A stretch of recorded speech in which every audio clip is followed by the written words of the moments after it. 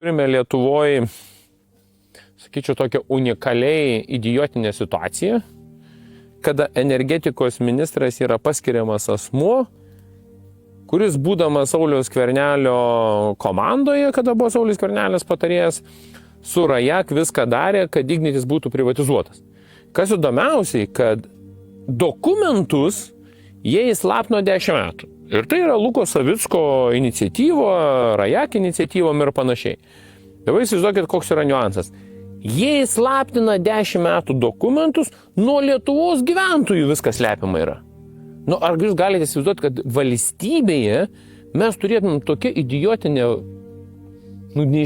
tikrai idiotinę, visiškai bepertvarkę, kada slepiama nuo mūsų Lietuvos gyventojų žmonių, kodėl ir kas inicijavo Igničio akcijų privatizavimą.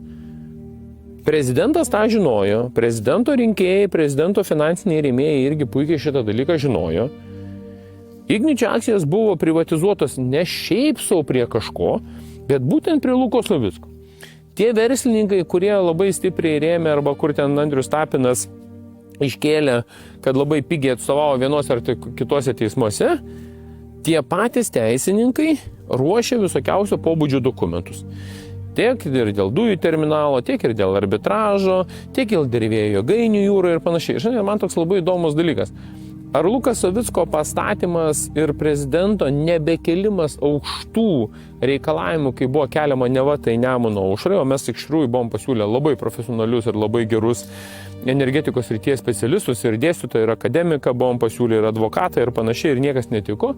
Ir dabar aš suprantu, dėl ko netiko. Todėl, kad kartu Nemuno aušra buvo griežtai, kaip sakant, prieš vėjo jėgainių jūroje statymą. Antras, nes jis ekonomiškai nenaudingas, nes ką ir dabar jau galų galiai ir Vaičiūnas paminėjo, pasakė mano žodžius, ką aš ir kalbėjau prieš 2 metus, nors prezidentas tuo metu sakė, kad čia fantazijos vaisiai kažkokie tai yra. Mes aiškiai buvom už Igničio akcijų delistingavimą, tai yra išpirkti Igničio akcijas ir sugrąžinti į valstybės rankas. Ir čia labai susiveda 2 dalykai. Tai naujas finansų ministras Valys ir Lukas Savickas, nes finansų ministerija tvirtina valdybą, o valdyba praktiškai yra paskirta ta, kuri buvo prie Ingridos Šimonytės. Tai vienas. Antras yra dalykas Lukas Savickas.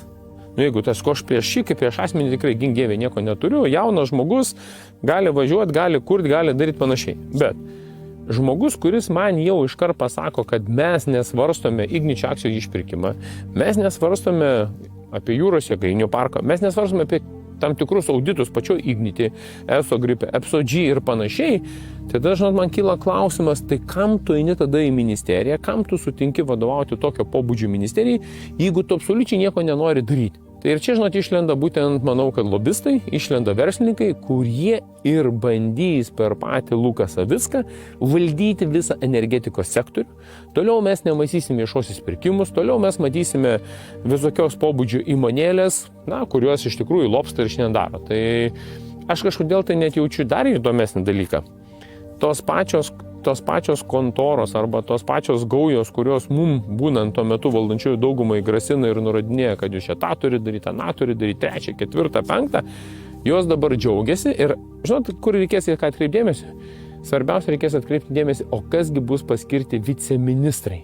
Ir mes nuo to aišku puikiai pamatysime, kiek jie nori tvarkyti energetikos sektoriui, o kiek jie toliau lobistams paklūs.